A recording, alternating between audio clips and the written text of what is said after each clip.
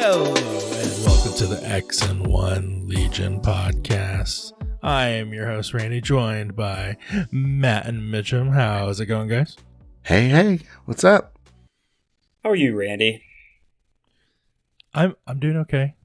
Matt, okay. How are you? You doing good? I am well. It is good. Weather's been pretty nice lately, so yeah. Pretty it has good. been, yeah. Got a little rainy there again, but so is life here in the Great Plains. Gotta roll with the punches. Hey. Yep. How's it been going? I haven't I've been battling with my 3D printer. That's what I've been doing. I heard that's tough. Real tough. I mean, I've been getting good prints, but I'm finally at the point where I'm gonna change out the FEP at the bottom of the vat and the print screen. So I messed up big time on my first print.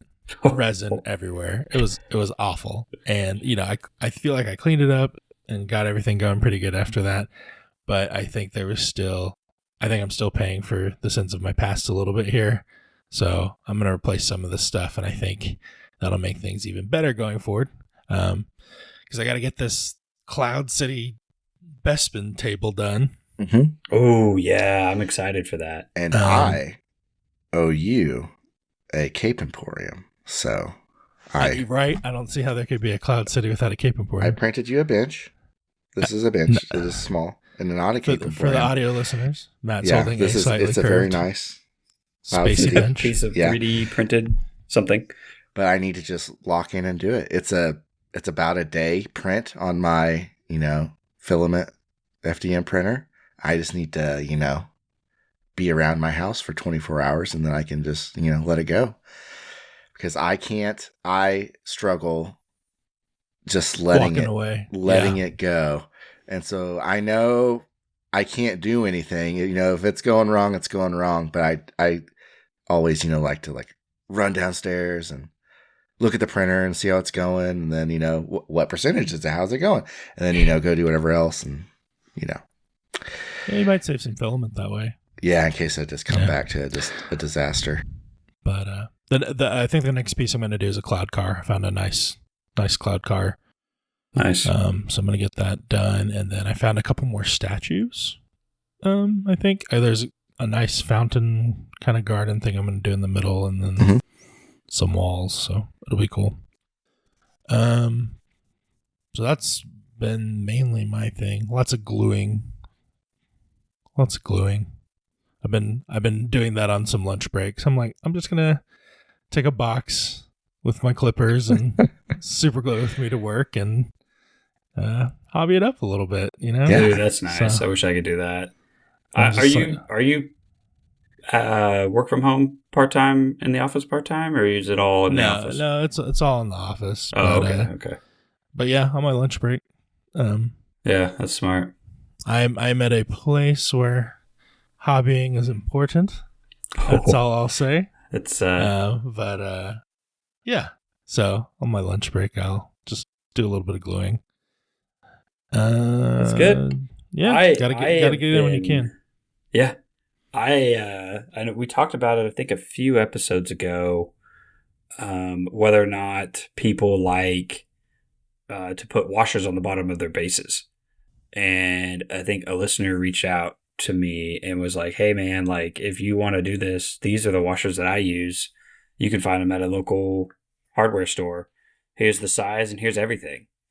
And right then I was like, all right, I'll try it. And I played a game with them. I did my current Rebel list that I'm playing. My Ahsoka, Boba, double vets, double Mark IIs, stuff like that. I put one on all the bottom of those guys and I played a game with them. Game changer. Total game changer.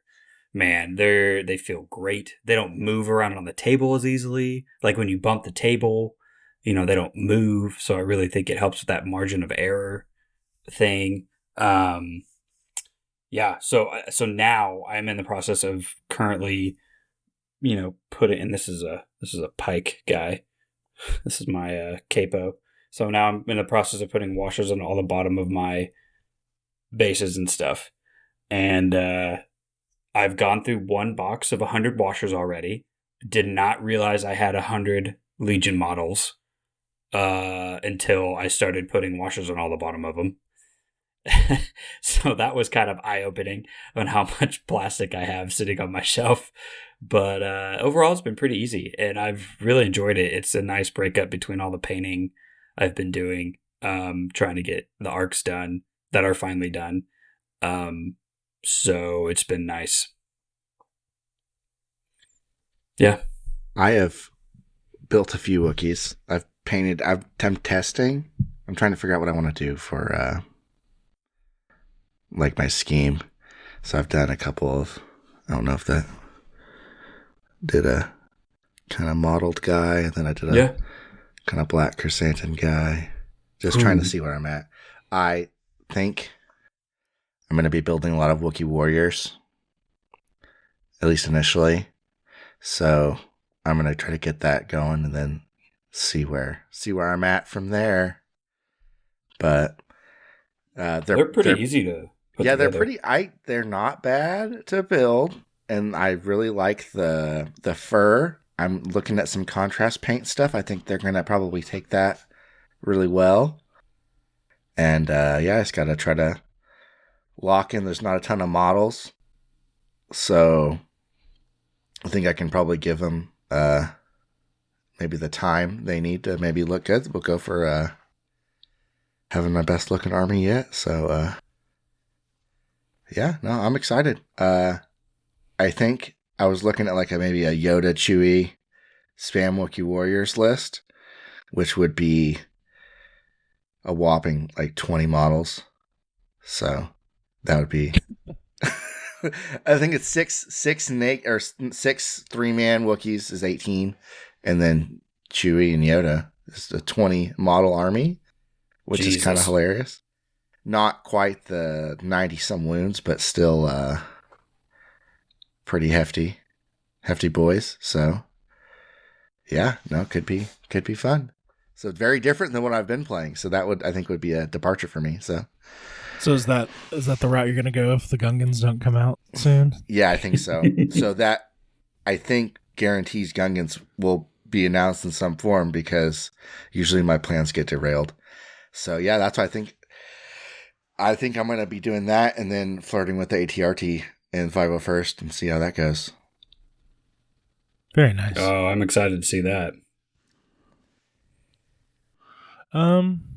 Okay. So I think we were going to talk this episode about, we didn't get to last episode just because there was so much going on. The local tournament you got to play in, Matt. Maybe talk about a couple of games we played recently, and then just talk about what we're hoping to see at Adepticon, maybe.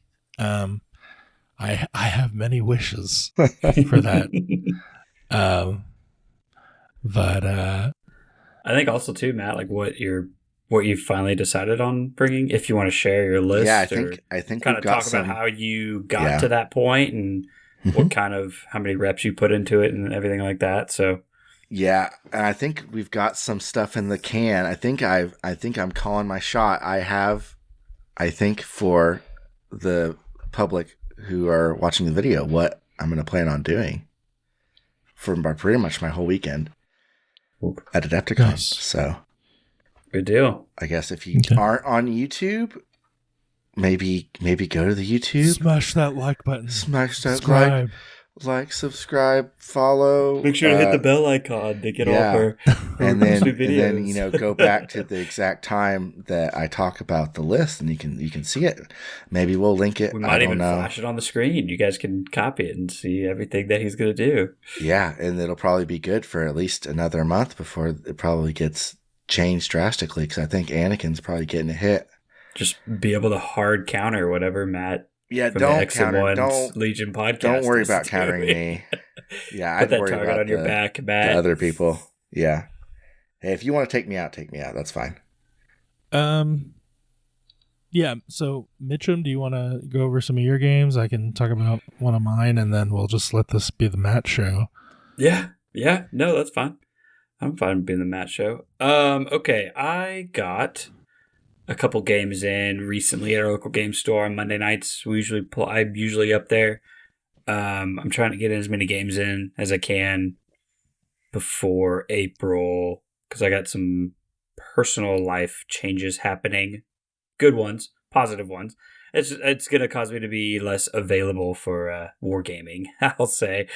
Um, so I've been trying to go up to our local game store and keep it up and going. So Monday nights I played. I played Aaron in our local community, and we did an Ahsoka off. It was offensive build Ahsoka, which is what I played, versus a defensive force barrier SA everywhere Ahsoka. I think we ended up playing Hostage, and my Boba and my Ahsoka that I was running, I think they died on the same turn, kind of in a fluke deal where I think I rolled a bunch of blanks, like back to back to back. And then I had 2 wounds left on Ahsoka right before I was going to use her 1 pip. And then his rebel officer steps out from behind a corner, moves, pops 2 shots into Ahsoka, and I failed at both, and she died.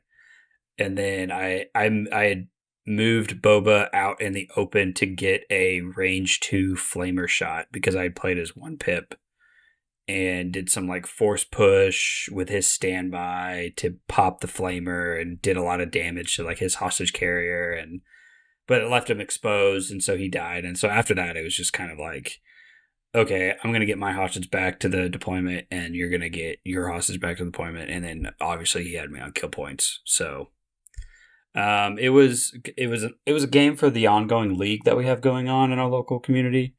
So I got points for playing double operatives, and I got points for playing a new opponent and stuff like that. So it wasn't a total loss. It was still fun. I learned a lot about the list. Aaron is one of the better guys in Rebels in our community and has also been playing Ahsoka since she came out. We have different mindsets on how we like to play her. So it's interesting to see like his play style and what he finds she is best at versus what I think she's best at. So it's always nice to kind of clash our 2 ideologies, I guess, and see who wins. My other game I played recently was against Colton. We've talked about him before, and he was running. He ran his Paname list, but with Obi-Wan instead of Anakin, to again get points for the league for playing a different different commander. And it turns out pikes are good with anybody, even Obi-Wan. You kind of have beef with Obi-Wan. I imagine having someone there to guardian for pikes is probably pretty good. Yeah, it was really good. It'd been so long since I played Obi-Wan or against him. I forgot that he could dodge. He could dodge crits because he had a protector. He could dodge high velocity. He can get around that because he could guardian the high velocity shot and then dodge it.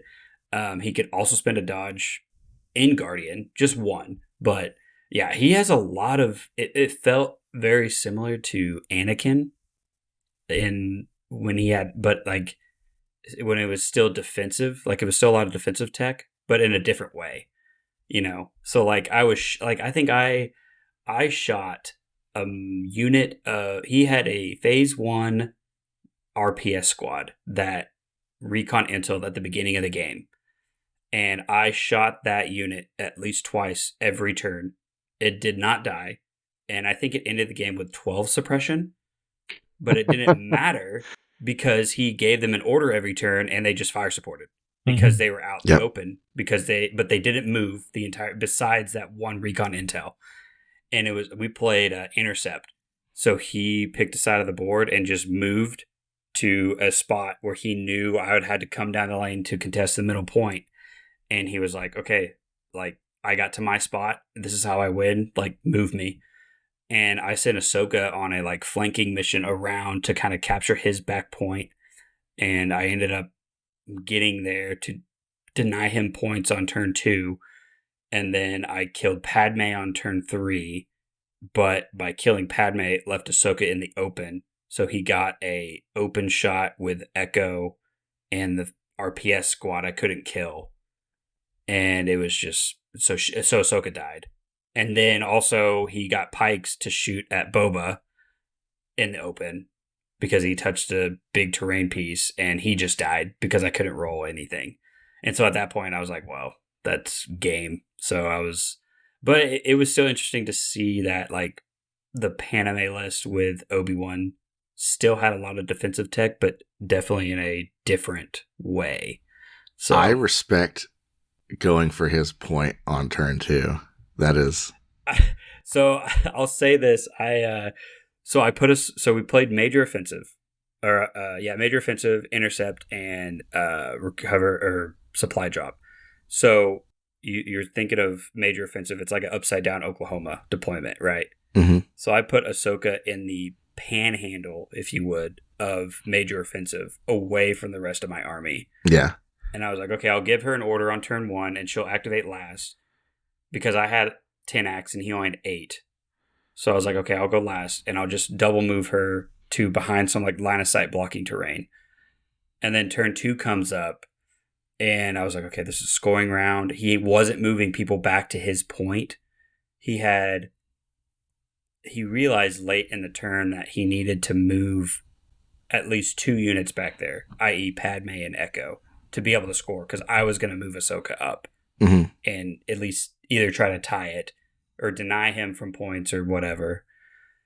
So he moves Echo back, gets a shot off, and then moves Padme within 1. So now he has 2. So I go with Ahsoka, and I'm like, okay, the only way I'm going to do this is if I double move and force push someone out of range 1 that's already activated. Well, to be able to get in range 1 of one of his units, I had to burst of speed. So I burst of speeded, and then I force push Padme.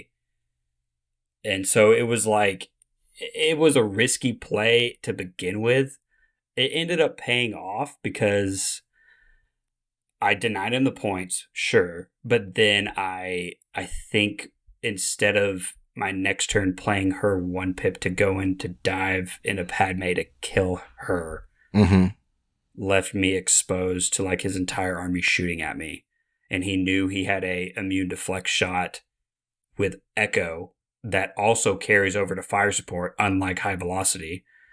So he knew like that was in the barrel, and he just shot at everything else. And then the last thing he shot at was Ahsoka and just blew her off the table, because I had no defensive tech on Ahsoka, because I had O push, and force burst of speed. And so she was just all go all the time. Yeah. And so I killed Padme like easy. And I still had 2 dodges left after her 1 pip, but it just didn't matter. So it was a lot of dice. Yeah. It was a lot. Potentially close to pulling it off, though. I think if you pull it off, get embedded into his line, then maybe you're cooking there, you know? Yeah, it sucks because I had that immobilized token on me next turn, so it really kind of hampered what I could do after the fact. And I was lucky enough just to get in range of Padme to be able to kill her. So I think there's probably something I could have done differently on turn 3. Instead of killing Padme, I probably could have just like hid Ahsoka, like moved somewhere and hid, or like recover, move, pull someone into melee with me and just chill. Excuse me. But, you know, it is what it is. I learned a lot. It was fun. Colton's always fun to play. And we just sat there and shot the shit afterwards. So that's definitely an interesting way to play Legion 2 as far as a fun game, is getting in there. I mean, I think everybody enjoys games like that where there's like a big flashy dive. Yeah, my thing is, you know, on the clone castle thing, on all defensive, like, okay, my thing is like, I didn't really know what the linchpin was, because I don't really know what is in that list.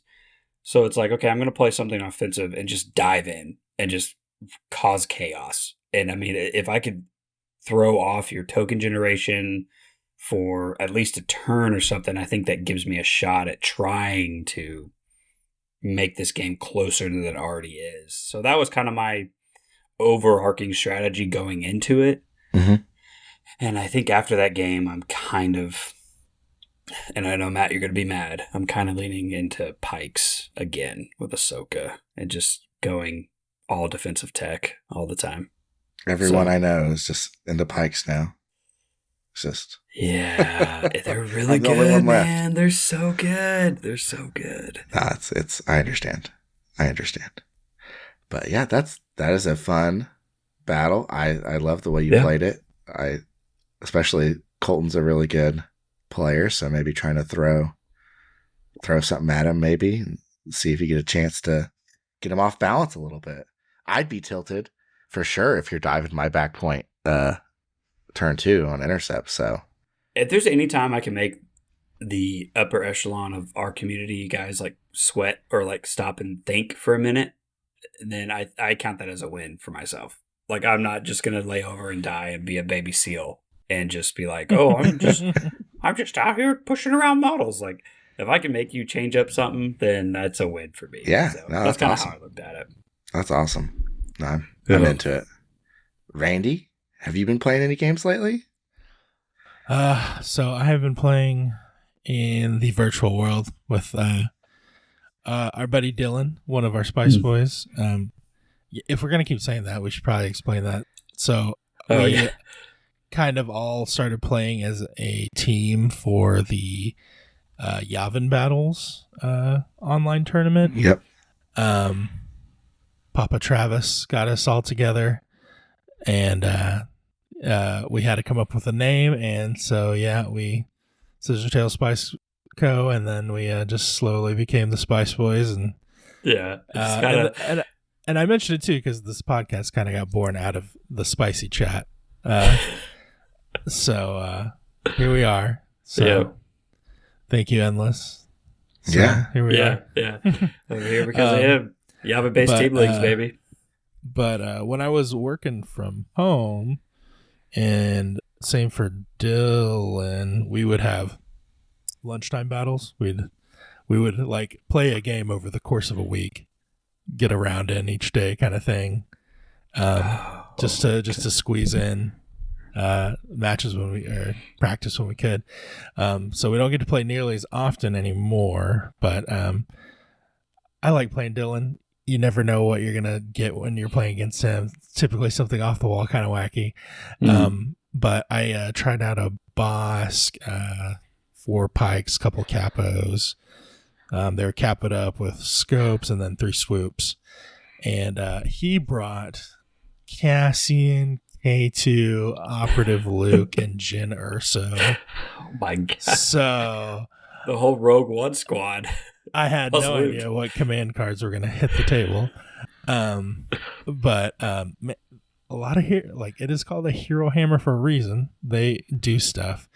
And it was hostage. And I think both hostages died immediately at the beginning of round 2. I think Pikes blew up his, I think it was a Mark II carrying mine. And then I think, Cassian or Luke came in and finished off my hostage carrier pretty quick. And so it was pretty close there. I had Bosk. Jen kind of ran and hid. She was the bounty because I got a pike shot off and I rolled all paint on that one, and she took 3 or 4 wounds pretty quick. So she ended up hiding for a lot of the game. And then I moved Bosk up because Luke and Cassian both moved up to claim the 2 hostages, and they were just going to be gone. And so I did the one thing that every pro Bosk player does is I played the Bosk 1 pip. And I put the Deoxys mine out, and I hit Luke, Cassian, and another unit. And Luke I'd been chipping away on, so it killed Luke, suppressed Cassian, and took a couple models off the other vet squad. And I was like, this is the best card in the game. Why would anyone never not use this? That is amazing. But and then after that, swoops were overrunning and doing stuff, and then the acts were just too much in my favor, and I think he just had Jin left at the end, so playing that many heroes, it sounds like it was a low act rebel list, which is pretty. I think it was still 9 or 10. I think it was 10 acts still. Yeah, that makes sense for rebels. They were vets with. There were some naked vets there. I think just one had the heavy. and Mark IIs and stuff. You can cram in quite a few acts with that, but Yeah. they do die a bit quicker.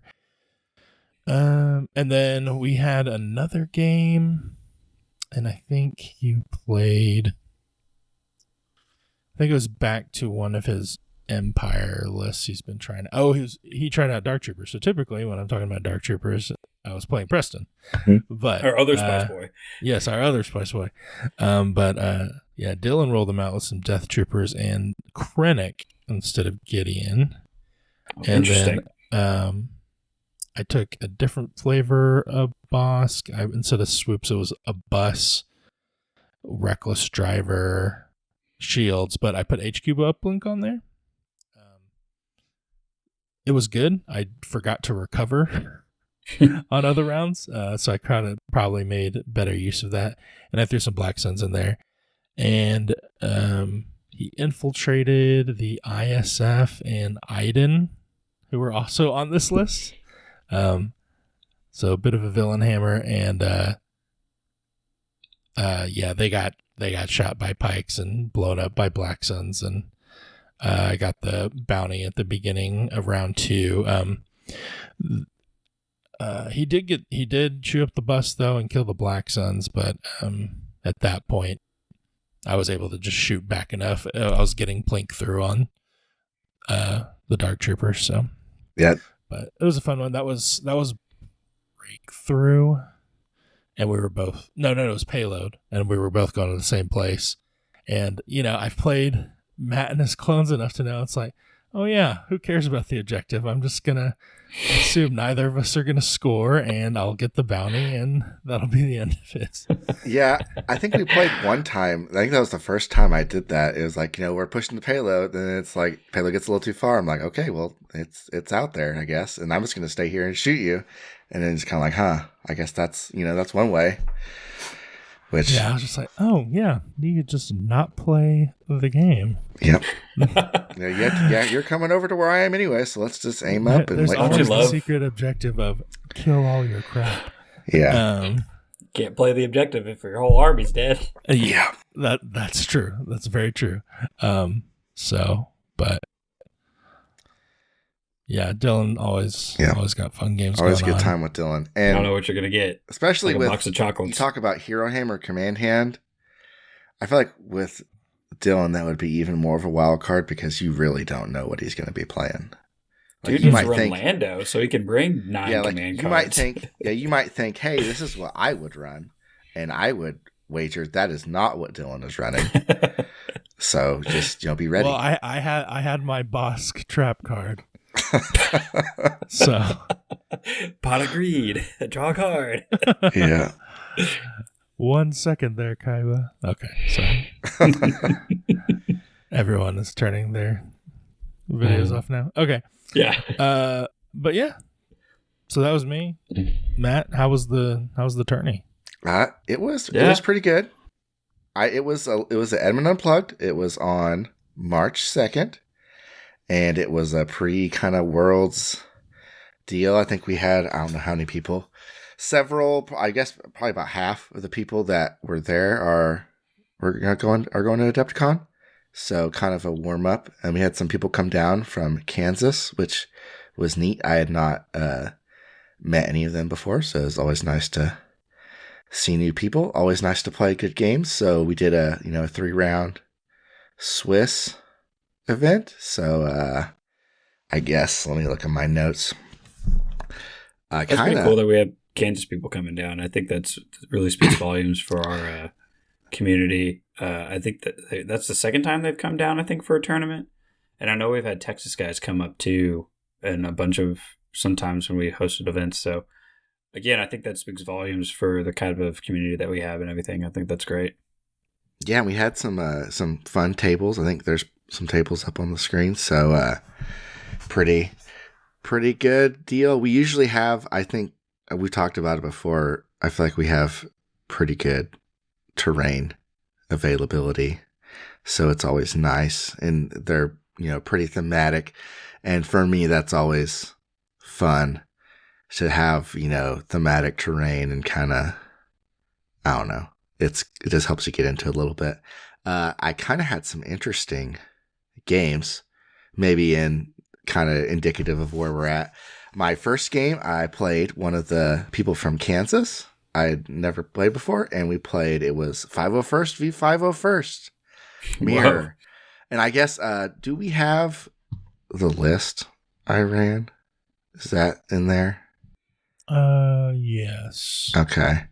I guess that might be a decent place to start. I'll throw it up here in a second. I'm going to finish cycling through these Yeah. picks. But basically, I have committed to playing 501st. Some people would say that is kind of a handicap because it is limited, but I enjoy playing it, and I have it all painted, and I really like ARC Troopers. And if you're playing a lot of ARC Troopers, I can't think of a better list to play than 501st because you can take 4 units of them. So round 1, it was 501st v 501st, and pretty similar. I think the big difference was they were running 2 bark speeders instead of I'm just running 1 naked one. They ran 2 bark speeders with the rocket, which I think could be nice to maybe shore up some impact weakness. I think he was running saber throw too. But I kind of just given up on that and just try to go as hard into defensive gun line as I can go. But basically, and this is kind of a little bit of a theme, we ended up on Sabotage, the Moisture Evaporators, Long March, and Fortified. And we Jesus Christ. Both you guys even played 800 the game? points. So a pretty defensive game, you could say. Pretty much the difference in the game, I think he tried to kind of break through, and he brought in the barks, and he got off a nice shot, the rocket bark. So you've got double rainbow, range 2 to 3, and got a good fire support shot off. That's your list, Matt? That is my list. Yes, that's what I took. So, but he got a good fire support shot off, but it's 501st, so I think he ended up taking a mini, and then at that point the barks were kind of in range of my whole army, so that kind of broke the deadlock tie. And then so I ended up I won on kill points. Okay, so basically the list I'm doing: Anakin, force push, force barrier, defensive stance, and then I'm doing a clone commander with portable scanner, who is just ideally kind of like Butterbot, is just feeding Anakin that dodge, bolstering, giving Anakin a surge, giving someone else a surge, and then directing to the phase 2s. And then I've got a phase 2 with Z6 medic situational. And then for this list, I was trying prepared supplies just to always have a dodge to trigger off of situational. And then I'm running 3 arcs with sniper, situational, prepared supplies, and then Echo Strike team with situational awareness and the naked bark. So everything other than the clone commander has or will potentially have outmaneuver. So a lot of crit dodging. Got 4 units with sharpshooter, a lot of sharpshooter. I've got 4 units with range 5 snipers. So a lot of poke, a lot of defensive tech, force barrier, defensive stance, dodge, that kind of stuff. So Anakin's really just hanging out in the back, hanging out in range 2 of everybody, range 1 of everybody ideally, and just a lot of tanks. So his shots weren't quite getting in, and my shots weren't necessarily getting in either until he brought some barks in. So I think it was whatever the cost of 2 rocket barks are. These are some pictures from game 1. And you, I don't mean to interrupt, but I don't know if you've already said this or not, but you've committed to this for Worlds. Is that what you were saying? Or I haven't submitted this exact list for Okay. Worlds, but it's going to be. well, I think it's. I guess a better question is: did you go into this tournament expecting this to be kind of like your last sort of like Worlds prep with a potential list that you think you're going to take. Yes. So Okay. this is, You went full sweaty practice. Yes, this is this full. tournament.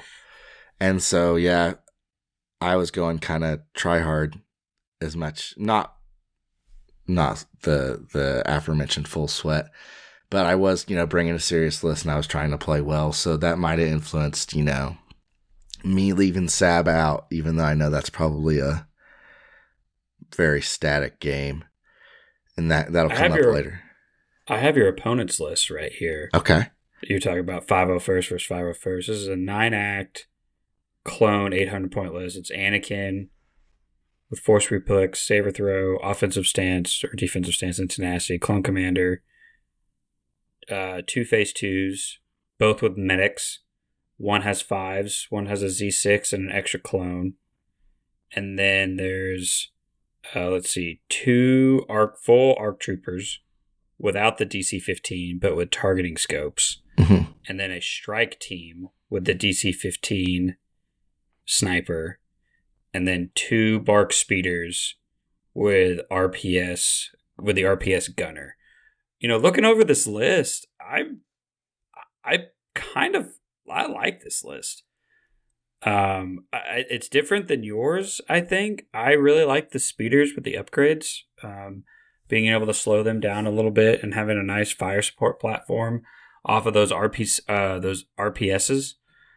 I don't like seeing just naked ARC Troopers, though. I think they really want that DC-15 in there to give them that extra gun and that range 5 potential you were talking about that you have in your list.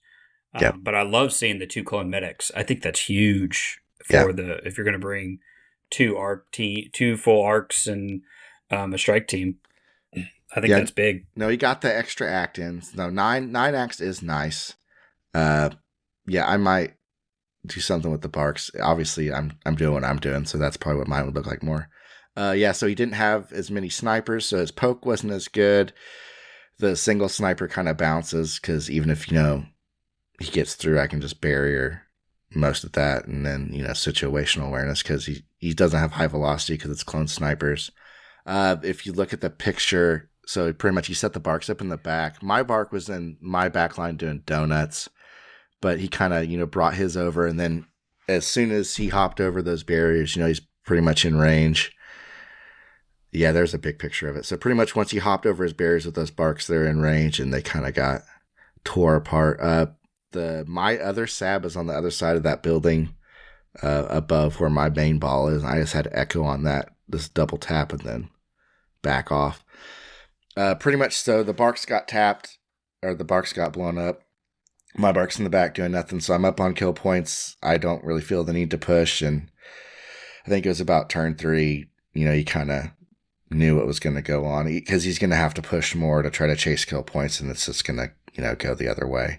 So we called it after turn 3, but it was, he was a fun opponent, had a good time. The flop isn't the most exciting thing in the world, but, that's kind of where we're at when we're playing 800-point defensive lists. So Sure. But yeah, so that was good. I think he ended up going 1 and 2, but it was a good fun list. Nice. I think you're going to see a lot of mirror matches at Worlds. So I think it's nice to kind of get your practice in when you can, for sure. Yeah, and I think playing other clones is good. I don't think I have necessarily the tools to beat a good anime player. Like, I think Colton probably takes me down. But I want to play with 501st, so that's I'm just trying to see how good I can do with the thing I've been playing this store champ season. So that's kind of where we're at. So that was round 1. Round 2, you can probably just show the card flop picture if you have that one. I got paired up with Drew, who is a guy in the community who I really enjoy. He wasn't playing 501st, but he was playing clones, and we had kind of joked about this potential flop, but here we go again with Sab Long March Fortified, and we had both kind of made it clear to each other that we were not going to make the what I would say is the slight error that my first round opponent did in push.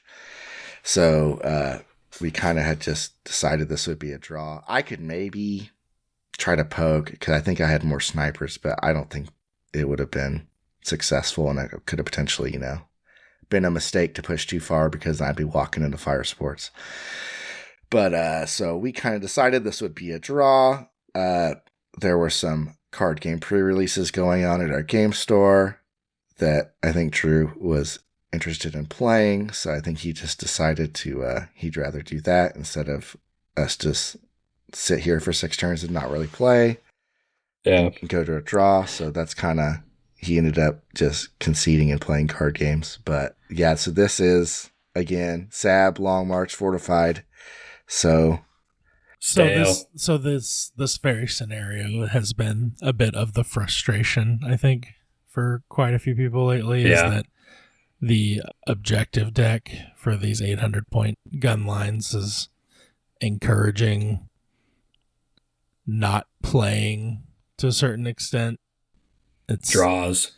It's not. It might be good for winning, but not as good for fun, I think. Mm-hmm.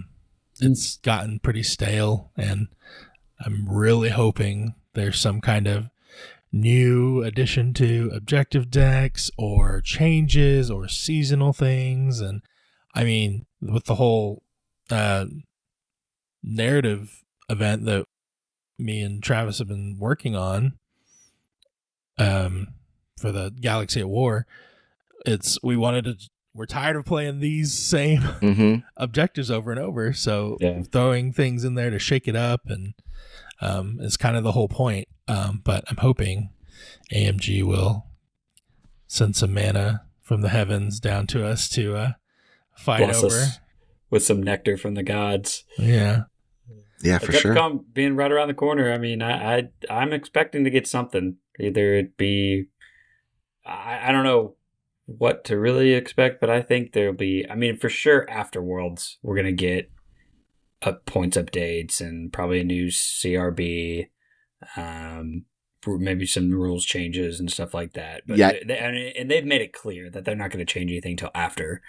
But I really think, and I think we've talked about it before, something to really shake up and kind of dust off some of the staleness that we're experiencing right now is add some new missions to the mission pack, or do a seasonal mission release or something. Just change up deployments or change up missions or just something. I mean, rebalancing what's there. Rebalancing the points that you can receive for each mission, standardize it or something. I mean, I think even a little change will go a long way into I think shaking something up. As simple as on this exact flop, it being clear blue player who wins. High. Yeah, who wins, and then then it's clear who has work to do.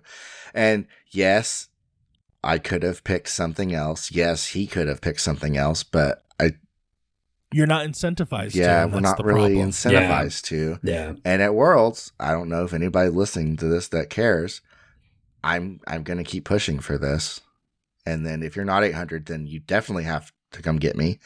And if we're both 800, then, I'm not making day 3 anyway. So I guess if you don't want to draw, come get me. So, and that might be sweaty. You need to take your full chicken suit and just I'm ready to play. And if we want to draw, we're drawing. That's okay. And so I think this kind of goes into what we were talking about on our first show is like, we're competitive in the sense that like, there's some people that argue out there, well, just play the game. And, it's like, sure, that's a fine and dandy argument if you just want to play casually. Well, absolutely. But at Worlds? Yeah, at Worlds, no one's going to be casual at Worlds. And so, like, Matt needs all the practice he can get. Like, someone may think by playing this Sabotage, Long March, Fortified, that is playing the game to them. And the only thing that matters is winning. So, but yeah, I think it's still good practice. And, it is what it is. So that's how I treated the flop. So we didn't actually really play, but I feel like we played turn 0, which is, Still important. practice. So, and that was how the game was going to go. I wasn't going to push. He wasn't going to push. We were going to draw. So I guess in a way that's kind of somewhat useful. So anyway, so he concedes. So I'm moving on to with the asterisk, I guess, by it. And I'm moving on to round 3, and I play none other than Aaron, who Mitchum talked about earlier. Away. And I think game away. Played the similar list. Ahsoka, I think 2 full commandos, 1 strike team. There were 2 vets with, I think 1 had the medbot. I think they both had SA, 2 Mark IIs. He likes the Rebel Trooper DLT captain. Also, that's situational. Yeah, that's a staple on any of. I think that's his favorite core in the game. He likes it because it's a great objective unit. Because with the captain, they can be immune to suppression whenever they need to be late in the game. And I think he finds them more reliable than vets. Yeah, and it came up. It actually was useful. He popped captain on a scoring turn that they had 2 or 3 suppression on him. He popped captain and double moved into range. And so I would say, looks like you guys are playing intercept. We were playing intercept the transmissions, fortified. I mean, off the top of my head, I'm trying to think what deployment was. Looks like rollout. Rollout, yes, rollout. So once again, and this might be a flaw in my playstyle, I'm keeping the bark out of harm's way because full commandos, are going to absolutely shred a bark because it's going to be no cover, pierce, aims, surge to hit. That's just 55 free points. Yeah, so I don't want to give the points up. So I have a list here. So I don't think anyone's going to argue with me. Aaron is definitely a better player than I am. So I was excited to play this because, I think he got top 4 at LSO. He's he's usually one of the top at our locals. Definitely better than me. Has been playing longer than me, more experienced. I think he's experienced with this kind of list. So I was excited for this game. So I have a list here on my notes of a category called Ways I Was Outplayed. So new segment on the X1 Star Wars Legion podcast. Ways I was outplayed. I was outplayed in turn 0 because probably he has an advantage. He's 10 act going into 8 act on intercept. So right there, he's got some. Maybe I push for hostage. Yeah. Something I can try to force. Sabs. Yeah. I didn't get Sab, unfortunately. I took blue player. We're both 800. Maybe I don't take blue player because I do think he has the better table edge. There were a couple. Yeah, I was thinking that looking here, that middle temple piece there. Yeah, that's huge. A critical piece. So close to his deployment and to that intercept spot. That's gotta be within range 1 I need to be better at. Of that. Like you have your deployment. I need like the little cutout I've seen people make where you can kind of like hold it up and it's like, here's where the possible deployments are, kind of how to decide your table edge.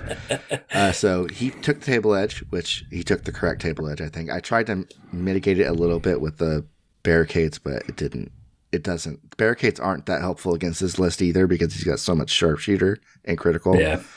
So turn 0. I was outplayed on range control for sure. And I think part of that is the 10 act versus 8 act where he can kind of hold back and then push in after I'm out acted. Do you feel like you utilize passing? I used it. I did pass, but I think I won priority on turn 2 or something stupid too. So I was even farther behind. So I think he still got his 2 acts. And that was the turn. To the left, he kind of moved his troopers, his rebel troopers, and then popped capped and then like got behind that temple and got right within range 1 and scored there. And I think he moved up a commando to that closest barricade on his end to the point and scored there. And then I had moved, which in hindsight, I probably shouldn't have even tried to score on turn 2. I probably should just accept that he's going to, if he wants it, he's going to take it. And I probably should have just set up to kill. But I pushed an arc unit to try to get into contest. And they got hit a little too hard. And so I ended up having to pull them back later because they took a couple wounds and stuff. And then I still got activated at the point on turn 2. So even if I do push them, maybe push them later and shoot with other stuff first. Maybe probably don't push at all. Target priority, I took the Mark IIs down first. I took them mainly because they're the easiest thing to kill on his list. They're the only thing without situational.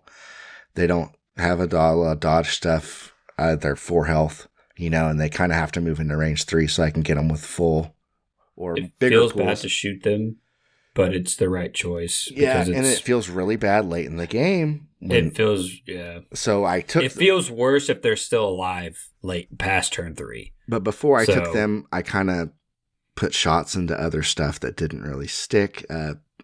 Surprisingly tanky with all the Ahsoka. It's kind of like Anakin in a way, the way he plays it with the barrier and the. Mm-hmm. There's some Guardian floating around some turns, Swift Protector and all that card. And I think he played that on turn 2, or one of the turns I was taking shots into him. So he, bounced enough shots. He got up there. I cleared both Mark IIs. I probably lost a little bit too much because of my poor range control. And so I ended up losing a couple full arcs. So he's up on kill points and then, gets turn 2. And then because of my losses, he's able to, he falls back, pushes back in again, takes turn 4. And then at that point, he's up 4-2. So he doesn't have to win turn 6. And he's up on kill points. So obviously he just withdraws at that point. And so, that's it. That's a smart way to play. That's the game. I think I took a commando unit and 2 Mark IIs, I think, maybe.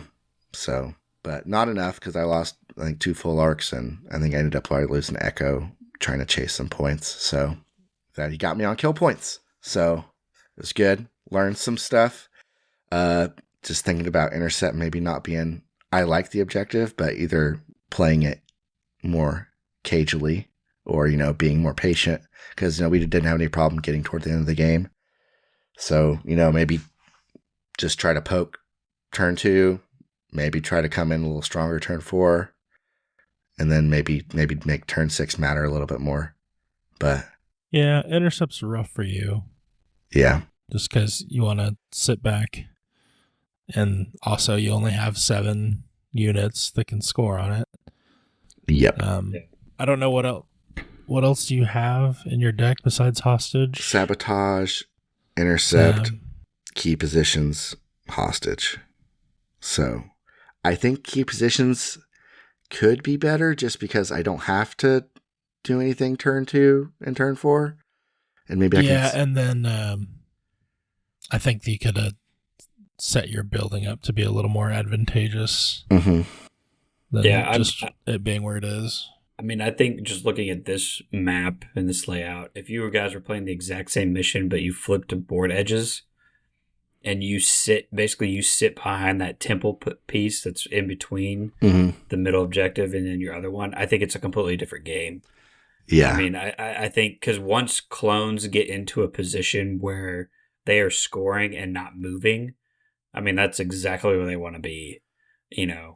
That's the one thing I've learned from Colton, and that's what he does. I mean, he would have 100% chosen that table side.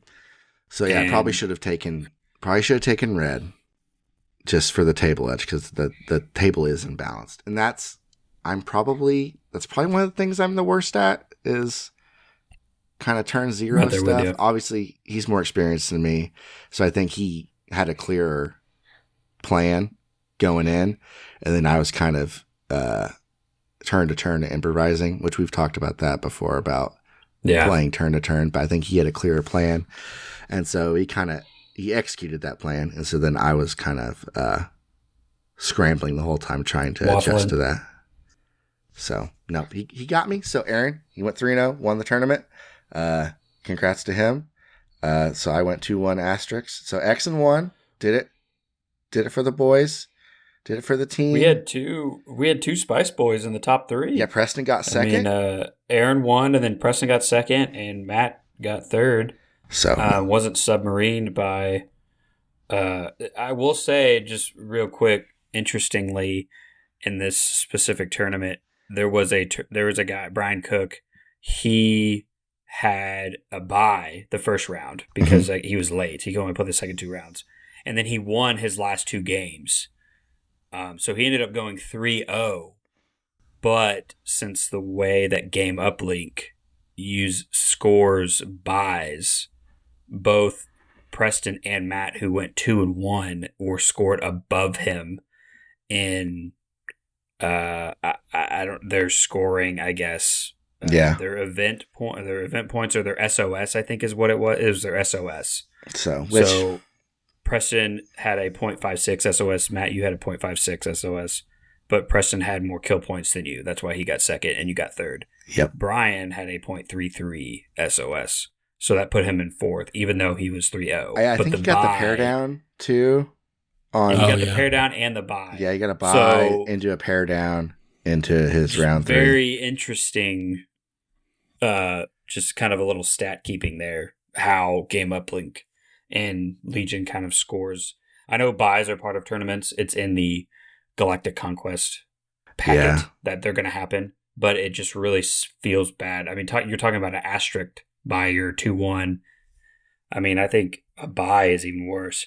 Well, I mean, it is what it is. I'm not particularly interested in the placings at a random store tournament, but I obviously wanted to win the game. But I think this is probably the most important thing for me, is getting practice against someone who's like a world's level player who I think is better than me. So that's always like playing people, that I feel like I can get a lot of experience out of, because I at least get a lot more out of, someone showing me I'm making a mistake, so it was good.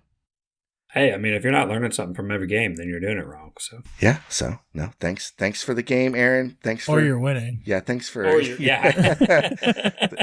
Thanks for showing me some stuff, and I had a fun time. That was the first time I've ever played Aaron. I know you guys have probably played him more than that, but it's good. Good deal for me. So happy to do it. And congrats to him, and hopefully he keeps going. Hopefully he makes day 2. Well, it sounds like you had a lot of Worlds practice at that tournament and everything. Have you decided on a list? I mean, how have you been preparing because you got your invite, I want to say at the end of last year, I believe, or maybe a little bit before that. And so ever since you got your invite, how have you kind of been preparing for Worlds, like the tournament of the year? Like what do you talk us through your process? Yeah, I've been since you're the only one that's gone 3-0 on the podcast. So. I'm committed to 501st, so I've been kind of playing with that. The main thing with this list I took to Edmund Unplugged is I've been playing with 5 points, basically. And one thing I forgot to mention in the game with Aaron is he got me really good on a turn with Sabotage Communications. He caught me playing. He loves that card. He caught me playing a 3-pip, and he sabotaged my communications and kind of ruined my turn. And it pretty much, I didn't get the orders out that I wanted, and so it really messed up my order pool because I was kind of reverse sorting, hoping for my commander order, because it was the 3-pip. I forgot what it's called. Lead from the front. No, Leaders of the 501st, which is the one that does not give Anakin an order, but it gives out 3 Special Forces orders, and I was trying to give them to I had 3 arcs left, so I was trying to give them the orders direct to the core, then have commanders in the bag, so I can get Anakin out, but he denied 2 of those orders, so I had Special Forces in the bag, didn't draw Anakin. Anakin gets double suppressed, then he flaws me the next turn. It was great. So, good job for him. So, this right now is my current world list. Those 5 points that were prepared supplies on the phase 2s, I have moved to seize the initiative on Anakin, which is something I've been thinking about, but this is a good, I think, fail safe if I need to get an order on Anakin and I need to play Leaders of the 501st or whatever else. So you just, the seize the initiative is just a kind of not necessarily a combat directly against sabotage communications, but just anytime. Yep. Because I don't know all of the 501st command cards off the top of my head, but so the leaders of the 501st, do they only give to special forces? Do they not give to a commander? It's 3 special forces or corps, so it does not give an order to a commander. Okay, and I see. I mean, if I usually save it for my flaw turn when I can't give Anakin an order, but sometimes Anakin doesn't get flawed. So in 6-turn game, I either play that or Standing Orders, and that's a better card than Standing Orders because it gives everybody within range 2 of Anakin Indomitable. So it's a good card to have. And that includes Anakin, so maybe I can roll off some suppression. But just even if I need that, and I want Anakin to have an order or any other card, and I want, an extra order floating out there, maybe I can take that turn and seize the initiative and just get Anakin an order on his own without having to do that. So that's kind of where I'm at. It's the 5 points has been, I've put it on making the Barkin ATRT. I've put it on prepared supplies on the phase 2s. I've put it on improvised orders on the clone commander. It's just, I haven't really found something I've liked.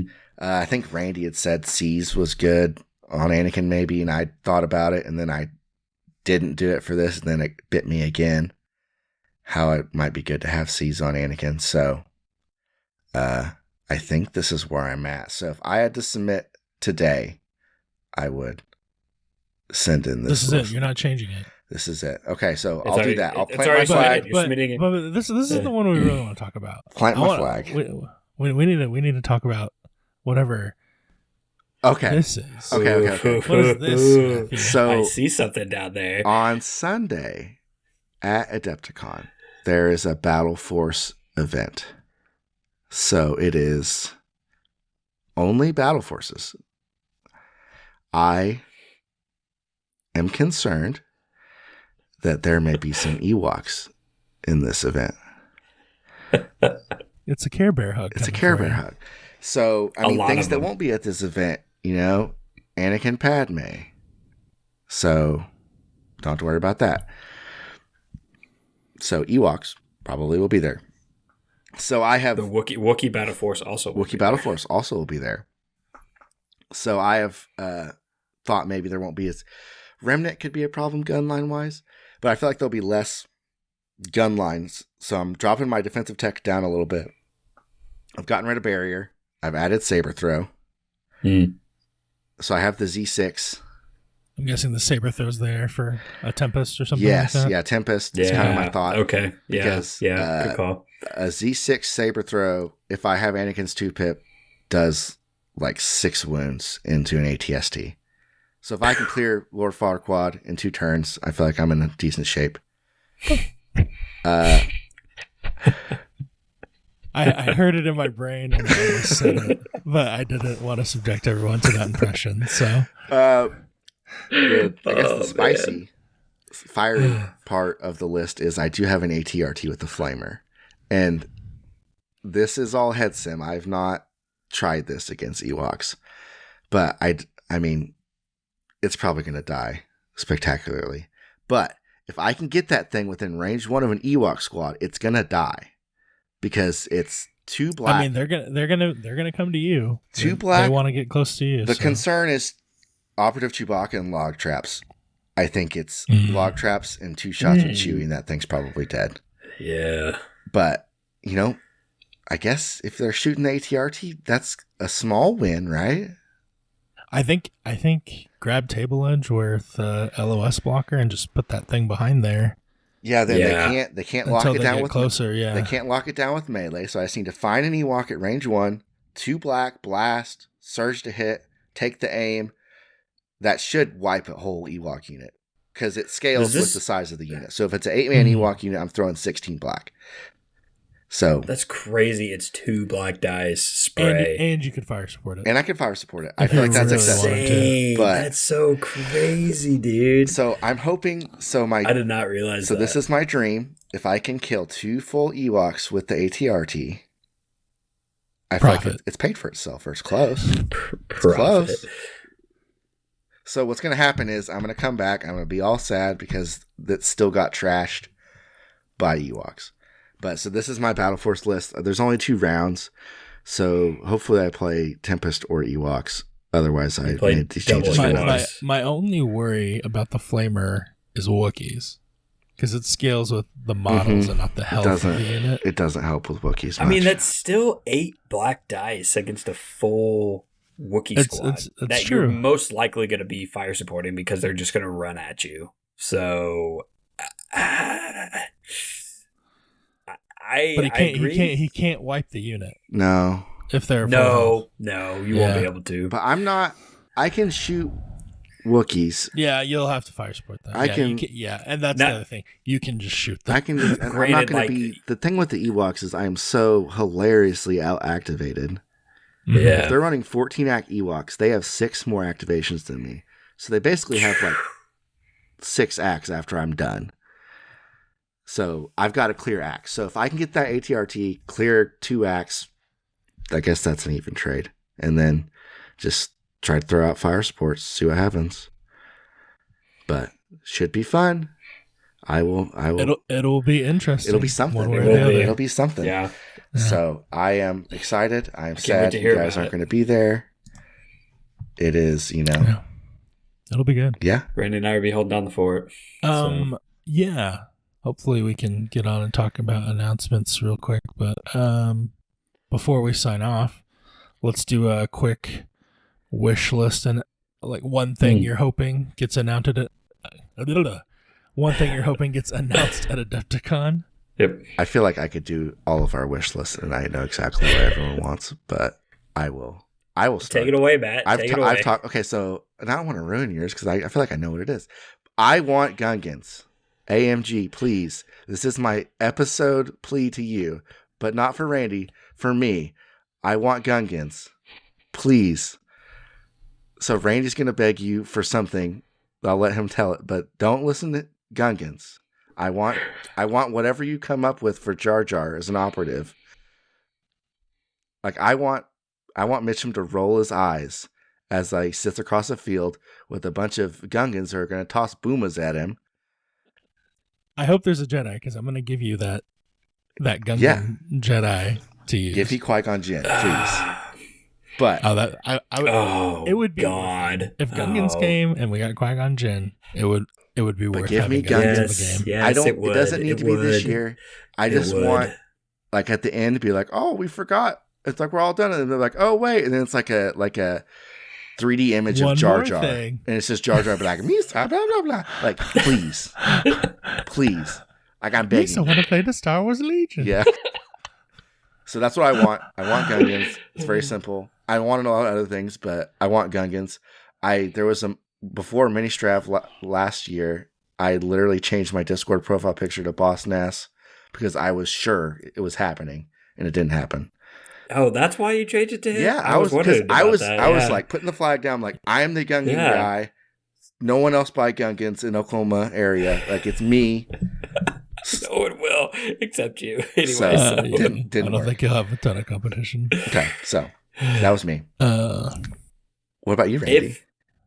If Qui-Gon comes, it would all be worth it. It would 100% be worth it. What are you thinking, Randy?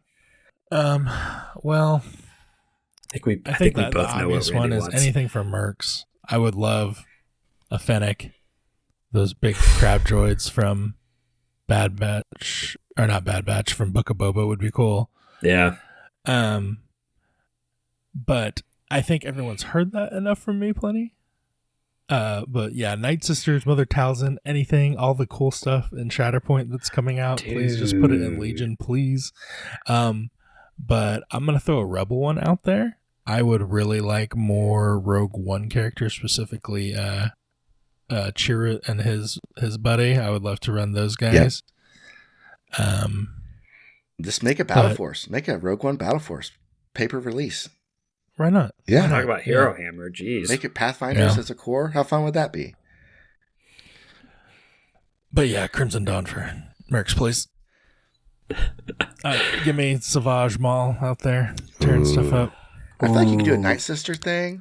That could be your... Yeah. A Night Sister Battle Force would be sick. I'm excited for the Omega release because she's got the Night Sister bow. So I want to see... weapon profile.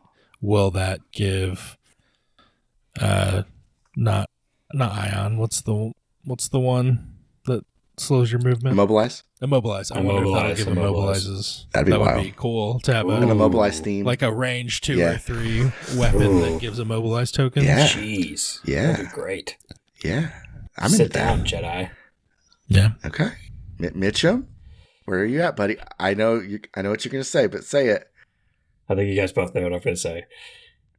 So, so I want Gar Ahsoka. I want Ahsoka to be an operative in Gar. I want young Ahsoka. I want season 7 Clone Wars. Okay. Okay. Whoa. Well, no. Like, do you want her like season 2 Padawan, or do you want her like getting ready to leave Battle of Mandalore? I want that, but Mitchum doesn't. This isn't my turn, so my broader vision here is for season 7 Clone Wars, and then get a battle force with the Siege of Mandalore. So have like Rex be a commander, and then Ahsoka be an operative, Bo-Katan be an operative, and then have some like Siege of Mandalore would also make a great Merc Battle Force, just saying, AMG. Yeah. I want Padawan Ahsoka because there's an operative slot in 501st that has no units in it, and the thing just screams Padawan Ahsoka to me. So, Yeah, I mean, even if you make Padawan Ahsoka like a counterpart to, like, say, kind of how Grogu is to Anakin, I would be okay with that. But I really think she would be best in a like Siege of Mandalore battle force. We have Mandalorians, like we got the bad guys. I mean, I want Bo-Katan. I want her whole posse that she runs with at the end of season 7. Oh yeah. Yeah. And the Night Owls. That could easily be a multi-faction. I would even take the Concord Dawn Mandos as well. I think there's a whole other more flavors of Mandos that you could do. I mean, I could sit here and say that I want more core options for clones as well, but my real wish would be season 7 Ahsoka with an updated Rex and Bo-Katan. But honestly, it'd probably just be regular Rex with like a Bo-Katan would probably just be a better Rex, honestly, is what she would be. So, and a better Gar Saxon, but yeah, Bo-Katan would be a big release. That would be. Bo-Katan would be a fire release.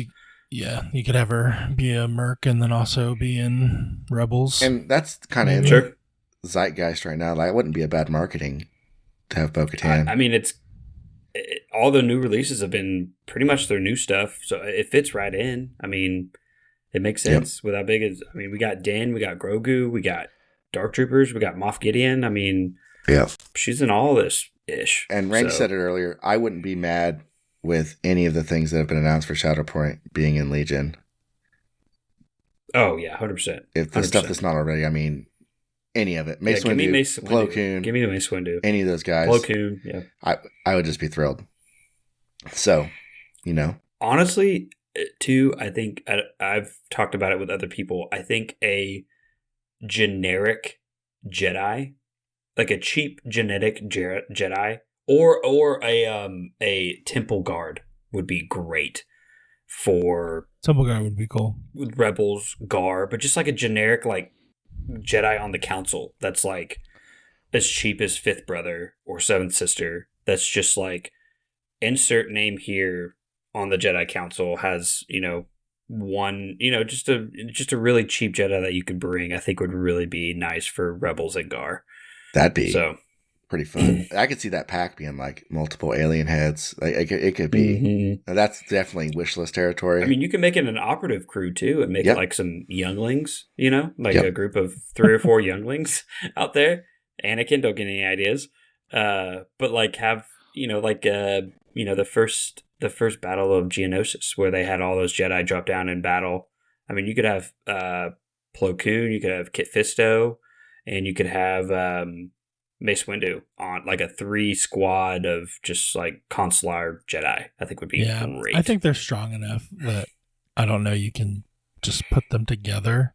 Yeah. And I don't think they would do this because then they couldn't sell you them individually. But if you Sure. did the generic Jedi, but like just had 5 models in there of different council members, and you just pick the one you want to play with that card, that'd be it. nice.